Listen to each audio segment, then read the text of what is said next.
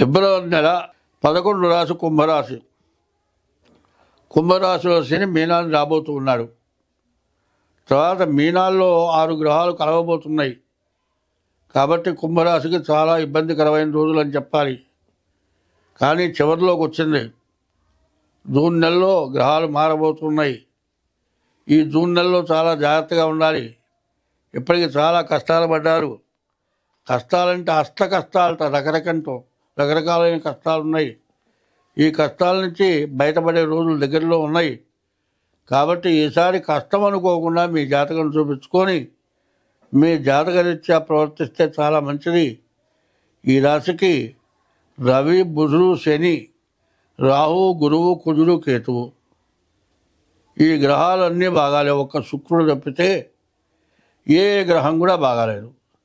కాబట్టి ఈ రాశి వాళ్ళు చాలా జాగ్రత్తగా ఉండాలి. మరి ఈ నెల రోజుల్లో 4 సోమవారాలు కూడా ఈశ్వరుడికి అభిషేకం. ఈ నెలలో 4 శనివారాలు కూడా శనికి అభిషేకం. ఇది చేయించుకుంటమే కాక ఈ 30 రోజులు కూడా ప్రతిరోజు కూడా శివుడికి ప్రదక్షిణం చేసి శివాలయంలో అభిషేక తీర్థం తీసుకొని సోమవారం మీ గోత్రనామాలతో అభిషేకం చేయించుకోవటం ఇట్లా ఉండడం చాలా అవసరం. ఇట్లా ఉండేటట్టయితే మీకు ఎటువంటి సమస్యలు కూడా రావు. మీరు అన్ని విధాలా కూడా బాగుంటారు. మీకు ఏ సమస్య కూడా ఉండదు. కానీ కష్టే ఫలి అని, ఈ కష్టపడ్డ వాళ్ళకి మంచి రోజులు, మంచి ఫలితం రావడానికి సిద్ధంగా ఉంది. పోగొట్టుకున్నది మళ్ళీ మొత్తం సంపాదిస్తారు, గ్యారంటీ. ఎందుకంటే కుంభరాశికి అధిపతి శని. కాబట్టి తన స్వక్షేత్రాన్ని, తన ఇల్లుని తాను పాడు చేసుకోడు. కాబట్టి ఈ రాశి వాళ్ళని ఎంత నష్టపెట్టినా మళ్ళీ పూర్ణంగా బాగు చేస్తాడు. కాబట్టి ఈ రాశి వాళ్ళు ఎక్కడా కూడా భయపడకుండా ముందుకు వెళ్ళటమే. ఎప్పుడు కూడా మనకు భయం ఉంటే మాత్రం ముందుకు వెళ్ళలేము. భయాన్ని వదిలిపెడితే ఎంతైనా ముందుకు వెళ్ళగలుగుతాం. దూరంగా ఒక నల్లతాడు మెలికేది ఉందనుకోండి, అది పామేమో అనుకుంటే మాత్రం పోలేము. అదేం చేస్తుంది అని పోతే అది తాడే అవుతుంది. అదే మనం దూరంగా ఉంటే అది పామైంది. కాబట్టి ఈ రాశి వాళ్ళు ఇంత ముందు పడ్డ కష్టాల వల్ల బాగా భయం ఎక్కువగా ఉంటుంది.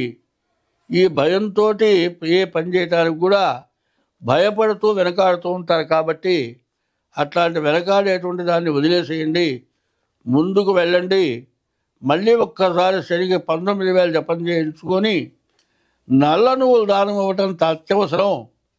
మార్చి 30కి శని కుంభ నుంచి మీనానికి వెళ్తాడు. కాబట్టి శని ధనాధిపతి అవుతాడు. కాబట్టి మీ బాకీలు తీరుతాయి, మీకు ఆదాయం పెరుగుతుంది, అన్ని విధాలా బాగుంటుంది. యకర్త జగతాం భర్త సంహర్త మహసాం నిధి ప్రణమామి తమాదిత్యం బహిరంతస్తమోపహం. యకర్త, ఎవరు కర్త? జగతాం భర్త, జగత్తును మొత్తాన్ని భరాయించేటువంటి వాడు ఎవరు? యకర్త, జగతాం భర్త. సంహర్త, అందరినీ సంరక్షించేవాడు ఎవరు? యకర్త జగతాం భర్త సంహర్త మహసాం నిధి. అందరినీ పోషించాలి అంటే పెద్ద నిధి కావాలి. ఆ నిధి ఎవరి చేతిలో ఉంది? యకర్త జగతాం భర్త సంహర్త మహసాం నిధి. అటువంటి వాడికి ప్రణమామి తమాదిత్యం, 2 చేతులు ఎత్తి నమస్కారం చేస్తున్నాను. ప్రణమామి తదాదిత్యం బహిరంతస్తమోపహం. లోపల వెలుపల అన్ని చోట్ల తానై ఉన్నాడు. అటువంటి భగవానుడు ఎవరయ్యా అంటే సూర్య భగవానుడు. ఆయనకి 12 పేర్లు ఉన్నాయి. ఆదిత్యోర్కోరవిర్భానుర్భాస్కరశ్చ దివాకర మార్తాండ సవితాహీళి తీక్ష్ణాంశుర్మిహిరోరవి. ఈ 12 పేర్లు సూర్యుడికి ఉన్నాయి. ఇప్పుడు మనకున్న రాసులన్నీ 12. ఈ 12 రాసుల పేర్లే అనుకోవాలి మన లెక్క ప్రకారం. అయితే జ్యోతిష్యానికి వచ్చేటప్పటికల్లా నవగ్రహాల్లో మొట్టమొదటి గ్రహం సూర్యుడు. అటువంటి సూర్యుడు ఎట్లా ఉన్నాడో నవగ్రహాల గుళ్ళోకి పోతే మధ్యలో ఉన్నాడు. మిగతా గ్రహాలని చుట్టూ ఉన్నాయి. అన్ని గ్రహాలకి అధిపతి ఎవరు? సూర్యభగవానుడు. ఆ సూర్యభగవానుడే 12 రాసుల్లో ఉన్నాడు, 9 గ్రహాల్లో ఉన్నాడు, నీలో ఉన్నాడు, నాలో ఉన్నాడు, ప్రపంచం మొత్తంలో ఉన్నాడు ఆయన. ఈ సూర్యుడు మరి ప్రపంచ దేశాలన్నింటిలో దేశానికి ఒక సూర్యుడు ఉన్నాడా? అన్ని దేశాలకు కలిపి ఒకటే సూర్యుడు. అందరినీ సంరక్షించేవాడు ఆ సూర్య భగవానుడే. ఆయన ఎవరు? సాక్షాత్ పరమేశ్వరుడు ఉన్నారు. ఆయన కిరణాలు భూమి మీద ఒక్క కిరణం గనక, ఒక్క సెకండ్ గనక పడకపోతే ప్రపంచం మొత్తం సర్వనాశనం అయిపోతుంది. అటువంటి శక్తిని గురించి, గ్రహాల గురించి, రాసుల్ని గురించి మొట్టమొదటిగా తెలియపరిచినటువంటి మతం ఏది, దేశం ఏది అంటే హిందూ దేశం, హిందూ మతం. వాళ్ళ ప్రపంచ దేశాలు వెళ్ళి చంద్రమండలాలకు వెళ్ళారు, కనుక్కున్నారు. ఇవన్నీ ఉన్నాయని ముందే చెప్పారుగా, ఎవరు చూడలేదుగా. మరి పంచాంగం అన్నారు. తిథి, వారం, నక్షత్రం, యోగం, కరణం ఎన్ని కలిసి పంచాంగం అయింది. ఈ పంచాంగం భారతదేశంలోనే తయారైంది, ఏ దేశంలో తయారు కాలే. అయితే సైన్స్ రీత్యా ఏదో కొంత పెరిగింది, కానీ మొట్టమొదటి సైన్స్ మందే. ఇది ధర్మం. ధర్మం అనేది, అధర్మం అనేది రెండు ఉన్నాయి. ఈ ధర్మాధర్మాల్ని పాటించే వాళ్ళు ఎవరయ్యా అంటే హిందూ దేశంలో ధర్మాధర్మాలని తెలియపరిచిన దేశం హిందూ దేశం. హిందూ మతం అనాది మతం. అటువంటి మతం నుంచే ఎవరైనా కాపీ చేశారు. ఇవాళ న్యాయశాస్త్రం వచ్చిందంటే ధర్మశాస్త్రం, హిందూ మతంలో ఉన్న ధర్మశాస్త్రంలో కొంత భాగాన్నే న్యాయశాస్త్రం తీసుకున్నారు. దానివల్లే ప్రపంచ దేశాల్లో కూడా హిందూ సంబంధించినటువంటి దేవతా విగ్రహాలు, దేవాలయాలు ఉన్నాయి. చాలా చోట్ల బయటపడుతున్నాయి.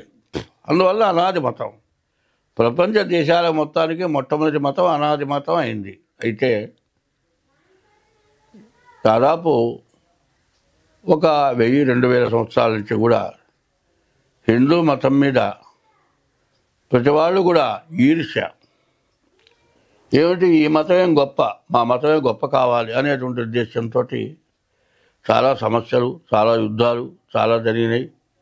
మన ప్రపంచంలో హిందువులుగా ఇతరులు పరిపాలించారు. చివరికి వాళ్ళు ప్రపంచాన్ని వదిలిపెట్టారు, వెళ్ళారు. మళ్ళీ ఇప్పుడు కూడా అదే జరుగుతుంది. అది ఏమిటో ఒక్క చిన్న విషయంలో చెబుదాం అనుకున్నాను. జ్యోతిష్యం కాకుండా, జ్యోతిష్యం ఆధారపడటం కాదు. ధర్మో రక్షతే రక్షిత. ధర్మాన్ని నువ్వు రక్షిస్తే నిన్ను ఆ ధర్మం రక్షిస్తుంది. కలకంటి కంట కన్నీరు లెక్కిన సిరి ఇంట నిలువ నేరదు సుమతి అని చెప్పింది. ఆడమనిషి కంటి నిండా నీళ్ళు వస్తే ఆ ఇంట్లో దరిద్రం తప్పితే ఇక ఐశ్వర్యం అంటూ ఉండదు అనేది చెప్పింది. నిన్ను కన్న తల్లిదండ్రులు ఏడుస్తున్నారు, నిన్ను చేసుకుని నీ భార్య ఏడుస్తుంది. నీ భార్య పైకి రాదు, నీ తల్లిదండ్రులు సరిగ్గా బతకరు, నువ్వు అంతకంటే బతకలేవు. ఈ పరిస్థితి రావడానికి కారకులు ఎవరు? మనమే. మనలో మనం మారాలి, మన పరిస్థితులు మారాలి. ఇది కాక మన మతం మీద కొంతమందికి ఏవగింపు ఉండి ఎవరైనా నాబోటి వాళ్ళు ధర్మం చెప్పేవాడు ఉన్నారు. నేను ధర్మం చెప్పేవాళ్ళలో 1000వ వంతు వాడిని అనుకుంటున్నా. నేను ఇవాళ నా చిన్నతనంలో ప్రభాకర ఉమామహేశ్వర పండిట్ ఆంధ్ర వివేకానంద బిరుదు పొందాడు ఆయన. హిందూ మత ధర్మాన్ని తెలియపరిచిన మహానుభావుడు ఆయన. తర్వాత ఇప్పుడేంది, చాగంటి కోటేశ్వరరావు గారు, నరసింహారావు గారు, షణ్ముఖ శర్మ గారు, ఇట్లాంటి వాళ్ళంతా తయారైనారు. వాడు చెప్పే దాంట్లో నేను సామరస్యంగా చెబుతున్నా, మీరు బాగుపడండి ఇట్టా సంగతి ఏం చెబుతున్నా. కానీ ఒక్కో టైంలో వాళ్ళు విసుగు మీద ధూర్తంగా చెబుతున్నారు. దైవాన్ని పూజించే దానికంటే ధర్మాన్ని రక్షించే పద్ధతి ముందు నేర్చుకున్న తర్వాత దైవాన్ని పూజించండి.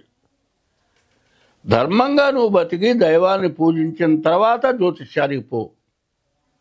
నీవు అధర్మమైన పనులు చేస్తే దానివల్ల వచ్చిన పాపం చేత ఆగామి సంచిత ప్రారంధాలు 3 ఉన్నాయి. పూర్వజన్మలో నీవు చేసింది, నిన్ను కన్నవాడు చేసింది, నువ్వు ఇప్పుడు చేస్తుంది, ఈ పాపాల వల్లే జాతకాల్లో బాధలు వస్తున్నాయి. అందువల్ల అట్లాంటి పరిస్థితుల వల్ల మనం ఇబ్బంది పడుతున్నాం.